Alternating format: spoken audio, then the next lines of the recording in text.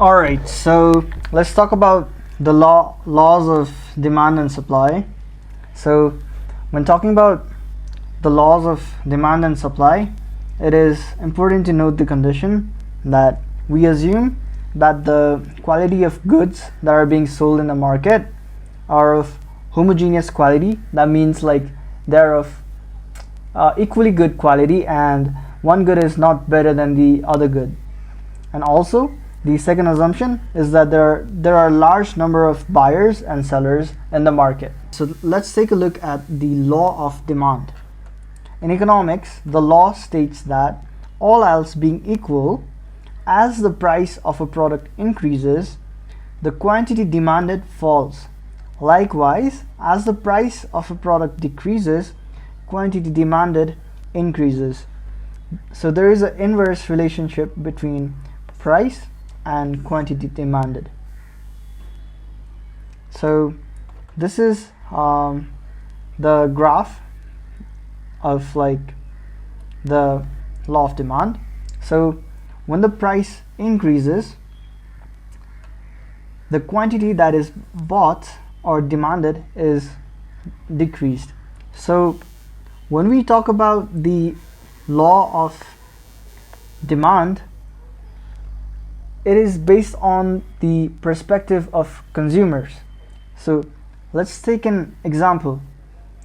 So let's say you are a customer that is going to buy apple, and if the price of the apple falls from $3 to $2 per kilo, then more people might buy like apples instead of bananas or oranges. Conversely, if the price rises to $5, many will reduce their apple purchases or stop buying them altogether.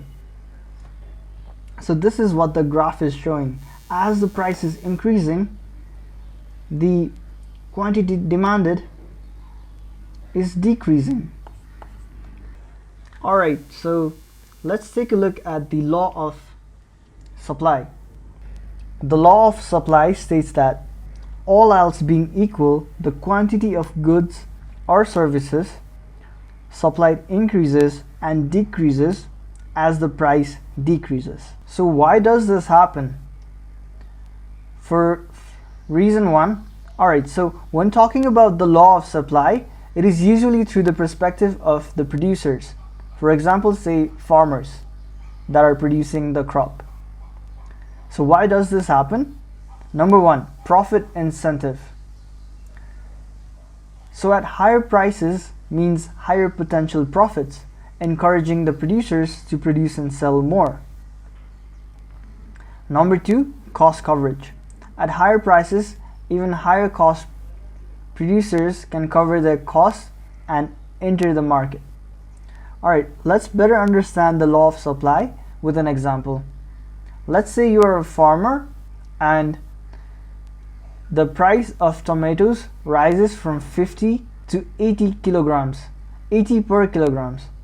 Then you're more likely to sell tomatoes instead of, say, potatoes, because when the price is higher, you are going to get more margin. So more farmers are willing to sell tomatoes at this price, and so the price increases. The supply increases as the price increases.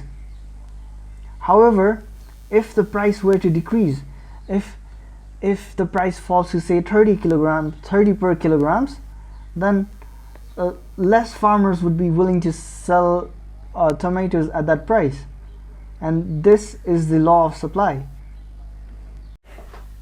Alright, so let's take a look at the demand and supply curve together.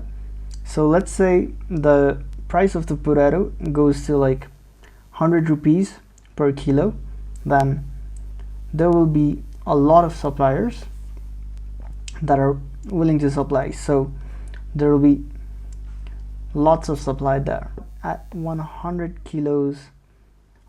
rupees per kilo, the demand will be very little. It will be just 1 kilo, but the supply will be very high. Now let's take a look at when the market rate becomes Rs 10 per kilo, then the demand will be very high. There will be 10 kilos of demand for potatoes at Rs10 per kilo, but the suppliers are simply not going to be interested, and there will be very little supply at this price. But let's take a look at what happens when the supply and the demand curve meets at this point. At this point, the demand is also high. The consumers are also demanding at that same price, and the suppliers are also willing to supply at the same price. And this price right here is known as the equilibrium price, and this is the equilibrium point.